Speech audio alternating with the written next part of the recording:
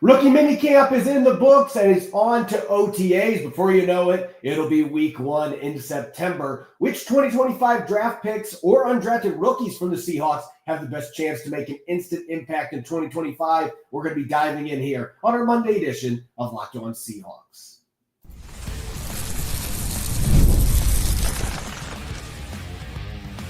You are Locked On Seahawks, your daily Seattle Seahawks podcast.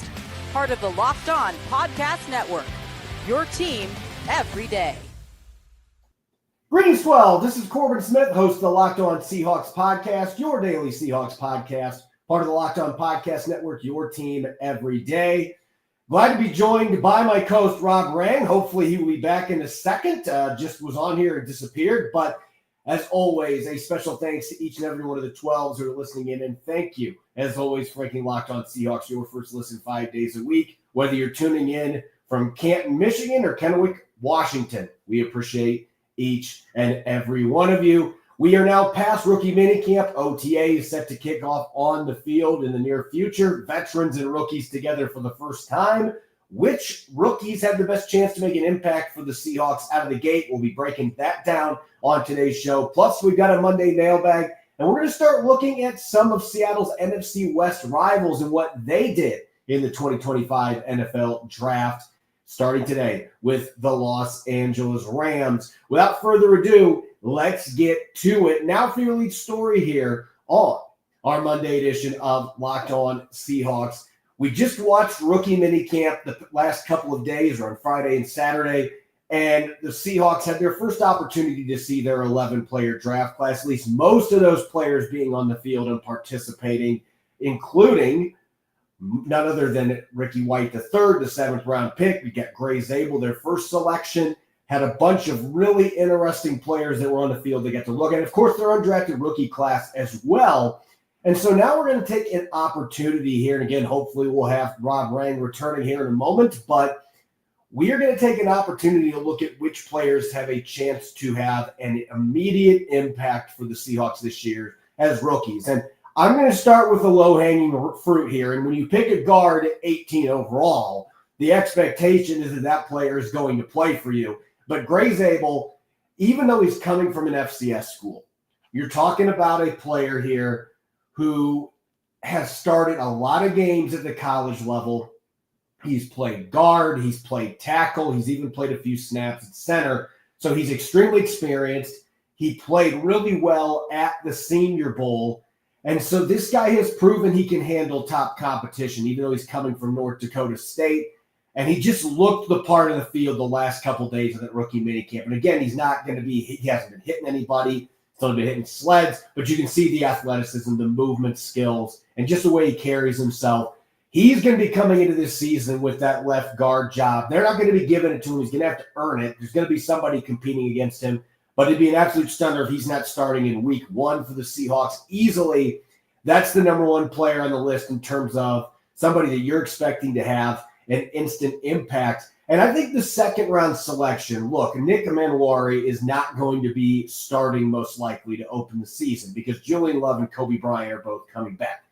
But no offense to Kobe Bryant in this case, but Nick Manwari has traits that Bryant does not. And I don't know that he takes his job this year. He maybe doesn't. Kobe Bryant is somebody that has proven a lot of people wrong multiple times during his time in Seattle. So they can go with 3 safeties, and these guys all play a ton of snaps. I think Manwari is going to be so hard to keep off the field, not just because of his athleticism, but again, this guy was incredibly productive all 3 years at South Carolina. He started right away for the Gamecocks in SEC competition, had almost 90 tackles last year, 4 interceptions, took 2 of them back to the house. And this is another guy, watching him in rookie minicamp, this is usually what you're looking for in those minicamp settings.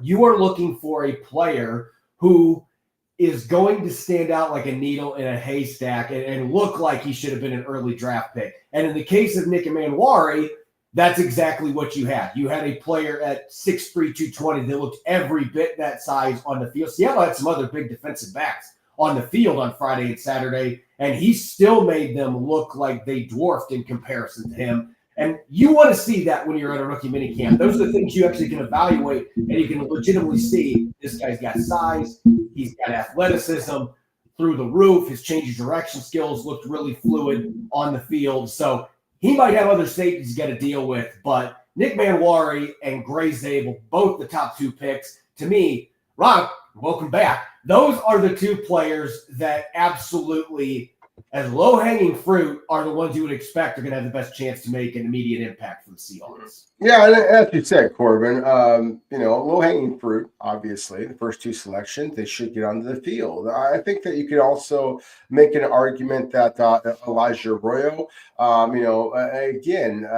early round selection, you expect to get onto the field to justify his selection at number 50 overall. I just think that while there is not as clear of a path towards starting minutes for him, at the same time, I just think that the athleticism is just too much. And so you have to be able to find a way to get him onto the field, even if he is just a seam stretcher, even if he's just kind of almost a decoy. I do think that you need to get Elijah Arroyo onto the field as quickly as possible just to be able to diversify Seattle's offense. But kind of just mirroring what you said before with Nicky Manwari and as well as Gray Zabel. I mean, I think that you're talking about 2 players that from a schematic standpoint, they fit in so well with what the Seahawks have been looking to do. Obviously, with Zabel and just his agility, it feels like it's a wide open left guard position.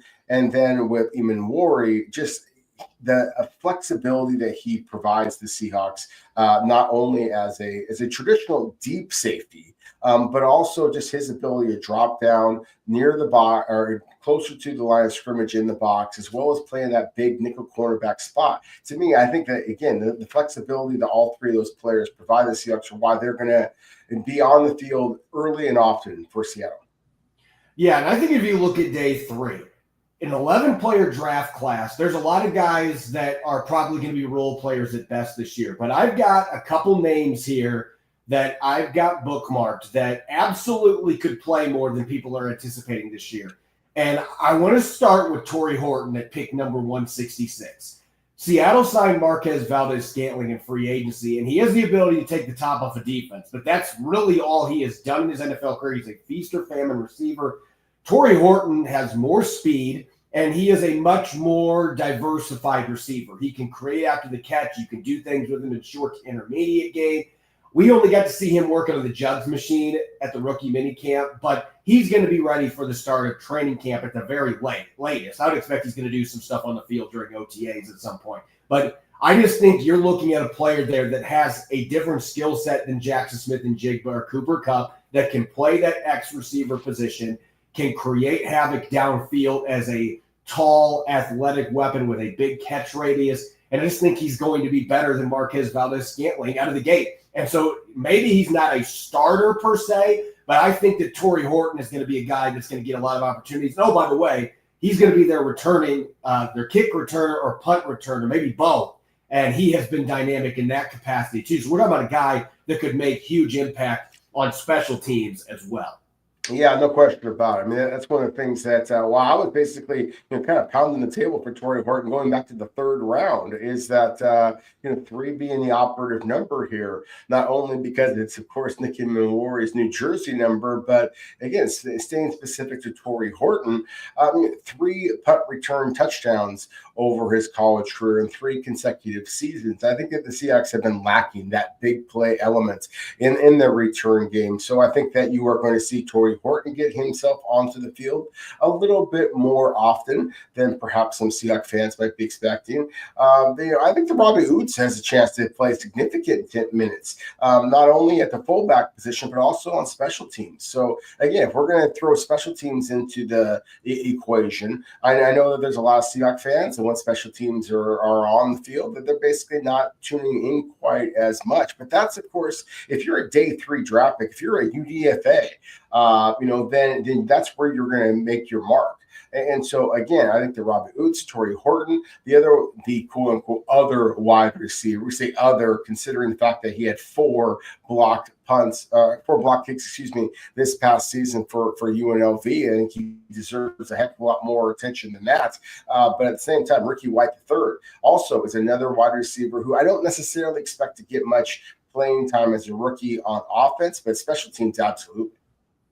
Yeah, really the dark horse to me here is Bryce Cabledew, the 6th-round pick out of Kansas, because I'll just say this, and I mentioned a couple times in the podcast earlier, I did not expect to see a man of his size out there at rookie minicamp. I mean, the movement stuff matched up with what you saw on tape and his pro day workouts, but that is a big man at right guard. And I'm wondering if Bryce Cabledew comes in and says, you know what, I'm going to make this real interesting, Satoa Lamea and Christian Haynes. You better be ready for me in this right guard competition. And I'm not predicting he's going to win that job right now, but I would not be surprised if he gets thrust into that competition and he's squarely in it because he can move. And again, he was much bigger than I thought he was going to be on the field, and not in a bad way. He's in great shape. He's just a much bigger guy than I anticipated. He looks like a guard. And so I'm excited to see what he can do going into his rookie season. When we come back, we've got our Monday mailbag. We're going to dive into several questions from our listeners. That'll be coming up next here on our Monday edition of Locked On Seahawks. Scaling your business requires the right expertise at the right time. With Upwork, you can find specialized freelancers in marketing, development, design, and more. Experts ready to help you take your business to the next level. Upwork gives businesses flexibility by connecting them with top freelance talent across multiple industries, including IT, AI, web development, and marketing. Whether you need extra hands for a project or a long-term partner, Upwork makes hiring simple and affordable. If you need help with a marketing campaign, Upwork can connect you with a freelance expert who delivers incredible results. Posting a job is free and it's simple, and within a day, you'll have multiple qualified candidates to choose from. Instead of hiring full-time, Upwork helps find affordable top-tier freelancers to scale my business efficiently. Visit Upwork.com right now and post your job for free. That's Upwork, UPWORK.com, Upwork.com, to connect with top talent and grow your business today. Welcome back to the Monday edition of Locked On Seahawks. I'm your host, Corbin Smith. Glad to be joined, as always, by my co-host in crime, Rob Rang. And a special thanks to each and every one of the 12s tuning in. Thank you, as always, for making Locked On Seahawks your first listen 5 days a week. We greatly appreciate it. We are going back to our traditional programming, the Monday mailbag. Now that the draft's in the rearview mirror, we'll be tackling our questions on Mondays. And, Rob, we got some really good ones coming out of rookie minicamp, and a lot of talk about UDFAs and certainly draft picks. We'll have plenty of questions we're going to dive into here. But our first one, and that is coming here from Sea Talk Sports. Any chance Thor Griffith signs before OTAs and training camp? If not, potential nose tackle options via trade or free agency. You can see Seattle targeting to compete with Jonathan Hankins.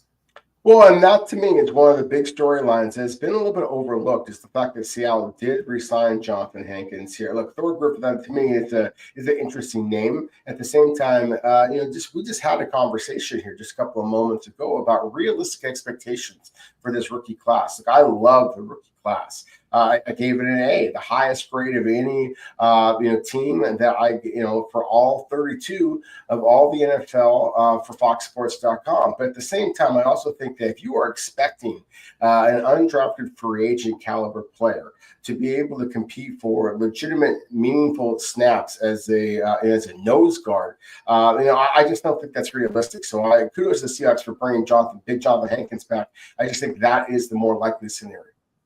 Yeah, and for those that have been listening to the podcast, look, I know Thor Griffith's extremely popular, and maybe they will end up signing him. I would love to hear the Thor shout that we heard during drills multiple times on Friday and Saturday, some more, but I guess we'll have to wait and see. I am a little surprised, Rob, that they haven't brought in a rookie nose, a true nose that they can bring in that can compete at that position. But to this point, they've had a lot of 3 techs and undersized noses that they've been looking at so far in that undrafted crop. Next question here, coming from Zeke. What do you think is more likely, Jalen Milroe starting more than 3 games this year, or Eamon taking Kobe's spot as the starting strong safety next to Julian Love? Well, look, you're hoping it's not the first one, because that would mean that Sam Darnold got hurt. And you don't want that to happen this year. And as much as I like Jalen Milroe, what I'm seeing from him these first few days he's on the practice field, look, rookie minicamp is not OTAs. It is not training camp, and it's certainly not an NFL regular season game. I need to see him take some of the improvements I've seen fundamentals-wise and actually put them into practice in the game situation. When he's able to do that, I'll have more confidence. But that would mean Sam Darnold's getting hurt. I hope that's not the case. And Nick Eamon I could see starting a bunch of games and Kobe Bryant still being in the lineup. Seattle could start a 3-safety set a number of games with the way Mike McDonald likes to play his defense. So not even saying that he's replacing Kobe Bryant. I can see Nick Eamon starting a lot of games this year for Seattle. To me, that's the much more likely scenario of these two. If Milroe starts 3 games or more, that's going to mean that something went wrong on the injury front, most likely. I don't see Russell Wilson 2.0 happening here, but I guess we've seen crazier things happen, haven't we, Rob? Next question here, coming from Sam Hart. Do you think Torrey Horton or Ricky White have the best chance to replace Marquez Valdez-Scantling as receiver number 3? And between them, who do you think has the best chance to be an impact player in special teams? This is a good question because we just talked about where Horton fits into all this, but if you're including the special teams capabilities, it might be more of a toss-up here. Well, I still think that the likely scenario is Torrey Horton. He has the answer to both questions here. Look, I mean, I'm a big fan of Ricky White III. I graded him as a 5th-round selection. At the same time, he does lack that juice that I've been arguing with the Seahawks.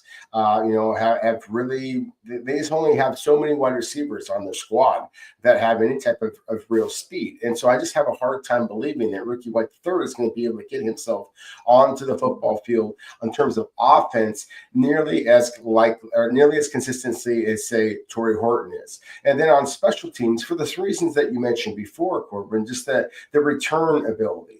Look, unless you're going to come into the NFL and be able to continue the ridiculous block kick rate that Ricky White III had at UNLV, and he himself acknowledged just the impact that his special teams coaches had with him at UNLV. And I think that the most likely way that a rookie is going to be able to make an impact on special teams is either going to be the guys who touch the ball. It's either going to be a long snapper.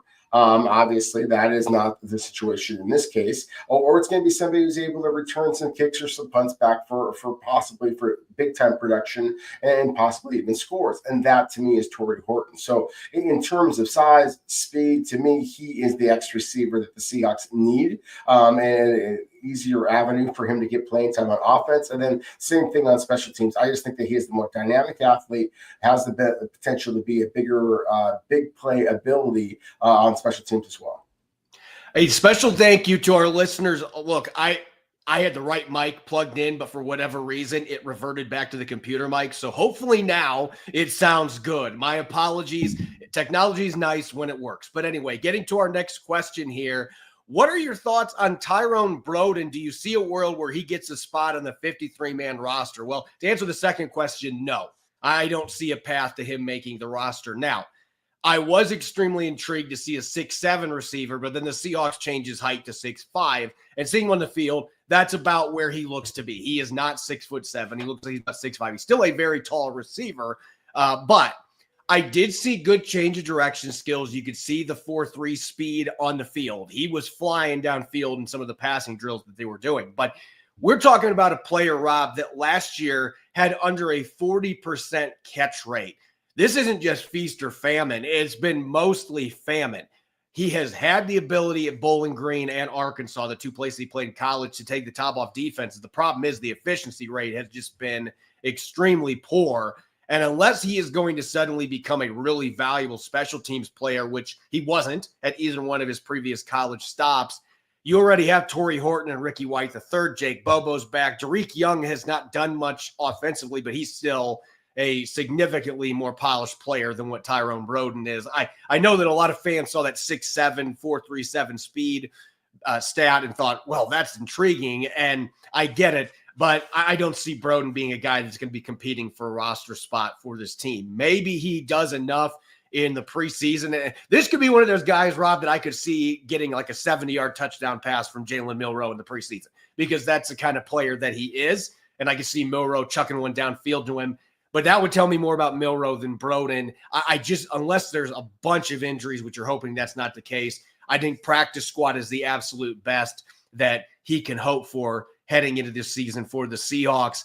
And we've got a question here from Ed Helinski. We just talked about a undrafted rookie here, but which undrafted Seattle free agents piqued your interest the most? And better yet, why? Rob, I've had a chance to talk about the guys that piqued my interest. This is a great opportunity for you to dive into an undrafted player or two that you think could have a chance to stand out for Seattle. Well, I think that you have to start the conversation with Connor O'Toole, the edge rusher from Utah, former wide receiver himself, actually. But he is the player that actually got the most money from the Seahawks to sign. And that, to me, it's almost like the low-hanging fruit of selecting a first-round pick is most likely to make an impact because they were selected first. Well, obviously, Seattle was most interested in Connor O'Toole. Now, I'll tell you why that he is very intriguing. This is a former wide receiver. This is a guy who is, 6'3", 250 pounds. It's almost the exact same size. I mean, literally down to a tenth or an eighth of an inch and a pound as Bruce Irvin. And he's got real juice to him when he goes up, rushes upfield. He also has some length and some physicality to him for a former wide receiver. It's just durability has been an issue for him throughout his time at Utah. So to me, that's where you start the conversation. I'll quickly switch over to Jackson Woodard, the linebacker from UNLV. Look, the Mountain West Conference Defensive Player of the Year, a guy that, was just terrific in terms of his instincts. He's not the elite athlete to say like a Tyrone Broden, the wide receiver that you referenced before from Arkansas and previously at Bowling Green. But at the same time, he has been more productive. He was originally a four-star recruit at Arkansas and then made the switch over to UNLV. So, again, to me, those are the two defensive two players that really jump out to me. I know that Jared Ivey's got some buzz to him. He's been very productive. I'm intrigued by him as well. But if I was going to throw out a third defender in there, we've talked a little bit about Isis Waxter, the cornerback / safety from Villanova. He just screams Seahawk to me, Corbin, with his physicality, his ability to play multiple positions. I believe that he could be a very, very good special teams player as well.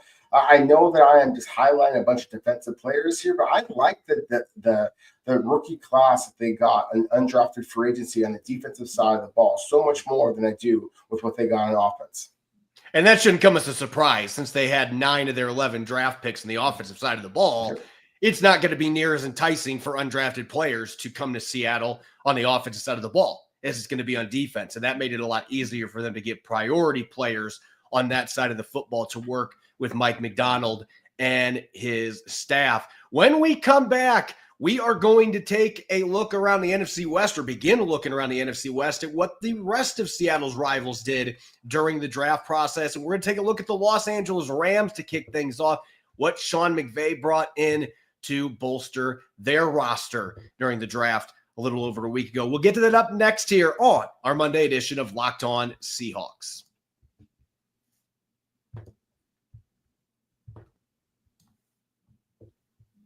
Welcome back to Locked On Seahawks Monday edition. I'm your host, Corbin Smith. Glad to be joined, as always, by my co-host in crime, Rob Rang. And a special thanks to each and every one of the 12s out there. Thank you, as always, for making Locked On Seahawks your first listen 5 days a week.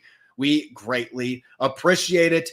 We have looked so much at the Seahawks draft class to this point, and that's going to be the case here on Locked On Seahawks. We're going to be talking their draft picks 99% of the time. But as we like to do each and every year, there's also 3 rivals in the division that we like to keep close eyes on. And so we are going to start looking at what each of those 3 rivals have done up to this point with the draft. And we might even explore some of the undrafted players that these teams have brought in as well. I know there's one player the Rams brought in that I kind of am excited about, not from the standpoint of the Seahawks maybe after playing him at some point, but the Rams have been so good with tight ends. I have some intrigue there. But looking at this draft class, speaking of tight ends, the Rams traded down, Rob, another year without a first-round pick ultimately because they moved down.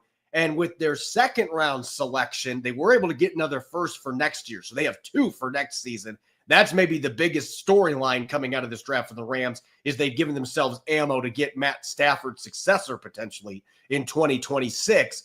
But their first draft pick at this draft in the second round was a local product, Oregon tight end Terrence Ferguson, a player who the Seahawks, I was told, had a lot of interest in.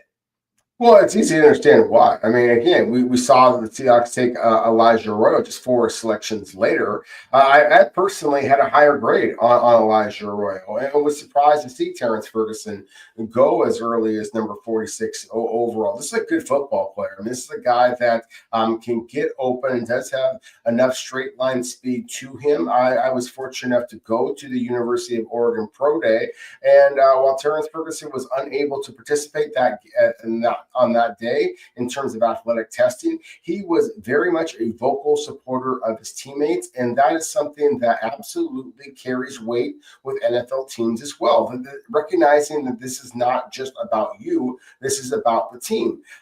Terrence Ferguson is another tight end that really turned heads at the Senior Bowl, and so again checks off some of the boxes that the Seahawks have kind of notoriously have focused on. Again, I just think that his upside is significant. Now, I do think that this was a little bit of a reach. I thought that, frankly, a lot of the Rams draft picks were a little bit surprising, but you got to tip your cap a little bit to Les Snead, because the Rams have consistently drafted guys that I thought were a little bit of reaches, and then wound up playing really good football. And, you just look at the last year with the way that Jared Verse and then now I'm spacing on his name, but the defensive tackle. Fisk. Exactly. Braden Fisk. And then the way that they were able to kind of bounce off each other, I mean, they were absolutely terrific. And so it's not just those 2 players. Look at the safety, Cameron Kinchins. They are able to find guys that a lot of us in the draft business think are reaches, and then they wind up being dynamic fits in their scheme. Yeah, Ferguson could be a guy that does that with the Rams, and we've seen the success they've had with Tyler Higbee over the years, and he's getting to be a little older tight ends, had some injury issues, but they know how to plug tight ends in as pass-catching weapons. Matt Stafford knows how to get the football to him, so I wouldn't be surprised if Ferguson ends up playing up to the caliber of that draft pick in that offense for this team. When you look at the other selections that they had in the middle rounds, they only had 2 picks in the first 2 days. Their other selection was in round 3, Josiah Stewart, the edge from Michigan, somebody that Mike McDonald would have some familiarity with from his brief time in Michigan. This is a guy that had decent stats, but not eye-popping numbers, and he did not test overly well. I had a 5th-round grade on Stewart. I thought in this edge class that he was a player who mid-day 3 could make some sense as a higher floor, lower ceiling player. They went for that floor, though, in round 3. And look, they don't need a star rushing off the edge. They need other pieces that can complement Jared Verse and some of the players that they have. And Stewart is tough, hard-nosed, can defend the run. And the Rams were looking for somebody that could do that. So that could end up being another pick that ends up being right at the value of where they picked him, though I don't think Stewart has the same ceiling that a lot of other pass rushers in this draft did. And Jarquez Hunter, look, the guy had a great season at Auburn last year, averaged 6.4 yards per carry, really good receiving numbers. I was surprised he went that early in the draft, though, with all the running backs that were in this class. Nonetheless, the Rams, they have really bucked trends at the running back position over the years, and they weren't overly impressed with what they got from Blake Corum last year. So you bring in somebody that's a little bit more explosive like Jarquez Hunter, who's got almost 70 career catches at Auburn. That is another guy in Sean McVay's offense that could end up being a really good fit at a 4th-round selection. Yeah, that's the thing that was kind of confounding to me about this draft for the Rams, is because I know for a fact that they are very high on Blake Corum. And yet still went with Jarquez Hunter here. Right? We just talked about Jared Verse, who was the defensive rookie of the year this past season, was a Pro Bowler. and yet still they went with Josiah Stewart. And so to me, there were some selections here that kind of make you scratch your head a little bit. But I also think that this is the Rams just kind of doing what the Rams do. Again, they surprise some people.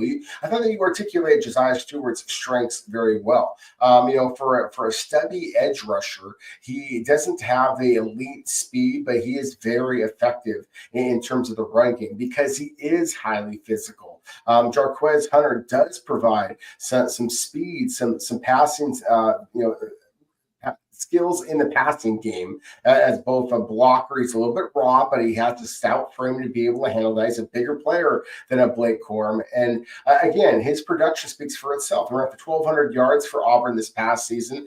First team All SEC. He was second team All SEC, running for about 950 yards the year before. And Auburn doesn't have nearly the level of supporting cast, I should say, around him. So to me, both those picks made some sense, albeit I thought that they were both a little bit of reaches. I'll go with the player that I thought was actually their best selection in terms of just in value. I thought that Ty Hamilton was a player that could have been selected in round 3. The Rams got him in round 5. Even the linebacker Chris Paul Jr. from Ole Miss he's a little bit undersized, but at the same time he's got speed, he's got instincts, he's got physicality. Of course, Ernest Jones IV was a heck of a player that also had questions about his size, and the Rams helped him become a superstar. And obviously, the Seahawks are showing that themselves with that linebacker. So. Again, this is a Rams draft that is kind of typical of what we've seen from this franchise, and one that you got to, and I've been critical of it, but I'm criticizing it at my own peril because I know how the Rams have won big on draft day, albeit a little bit later than when people were expecting. Yeah, I actually think that the 5th round picks, I agree with you, to me are the best value picks because Ty Hamilton was a key member of that national championship team up front. Didn't get the attention necessarily that a few of his teammates did up front, but was very productive for the Buckeyes, is tough, can play the run. I actually think their best pick, though, is Chris Paul, because when you look at what the Rams have done historically with their linebackers, they love to send their linebackers on blitzes. And the last 3 years, Chris Paul's got 9.5 sacks for Ole Miss. That is maybe the biggest strength in his game. Now, he is not the cover linebacker that some of the other ones the Rams have brought in over the years have been, at least in terms of ball production, only 1 pick his entire career. But if you're wanting to have a guy that plays like they played Bobby Wagner a few years ago, again, I'm not saying he is the next Bobby Wagner, but he's going to play similar style where you play with strengths, you send him a lot as a blitzer, he will get to the quarterback. And so that's something the Seahawks will have to keep in mind. And this is a Rams team that absolutely could use reinforcements at the linebacker spot. It's a position they haven't prioritized in the draft or free agency. Paul has a chance to play a lot of snaps early for them, and he brings a little different dynamic in terms of his pass rushing ability at that linebacker spot. So to me, that might actually be the best value pick that they had in this entire draft. I think Paul is a good player. There are some questions about size. There's some questions about athleticism, but he's an instinctive player that can do some fun things. Blitzing, has had some good luck defending the run, 88 tackles last year for Ole Miss. So that'd be the player that I think maybe is the best value pick for the Rams at this juncture. When we return tomorrow on Locked On Seahawks, we're going to go to the San Francisco 49ers draft. I know that our 12s are so excited about that, but we are going to flip to another question for the Seahawks. We're going to be looking at which players have the highest ceiling for this football team. So we're not necessarily looking at who's going to start day one. We're looking at who are the best players from this draft class when it is all said and done. So we're going to be diving into that question when we come back on tomorrow's show. As always, you can follow me on X and Blue Sky at Corbin Smith NFL. You can follow Rob at Rob Rang. Make sure to subscribe to Locked On Seahawks on YouTube and wherever you get your podcast to make sure you don't miss a single episode. We'll see you on tomorrow's show. Make sure that you are listening in and enjoy the rest of your Monday. Go Hawks.